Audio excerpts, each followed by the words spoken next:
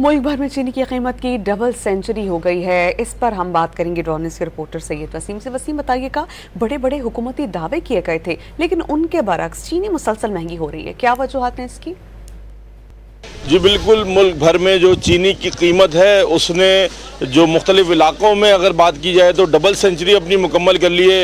इलाकाई सतह पर 200 रुपये फ़ी किलो तक जो है वो चीनी फ़रोख्त हो रही है, जबकि ये इस वक्त मैं एम्प्रेस मार्केट जो कि एक शहर की मरकज़ी होलसेल मार्केट है यहाँ पर मौजूद हूँ। यहाँ पर भी जो चीनी की कीमत है वो 185 रुपये फ़ी किलो तक में जो है वो ये फ़रोख्त हो रही है। लेकिन इस चीनी की मैं अगर बात करूँ क्वालिटी की तो इंतहाई बारीक सी चीनी है जो कि 185 रुपये किलो में फ़रोख्त हो रही है।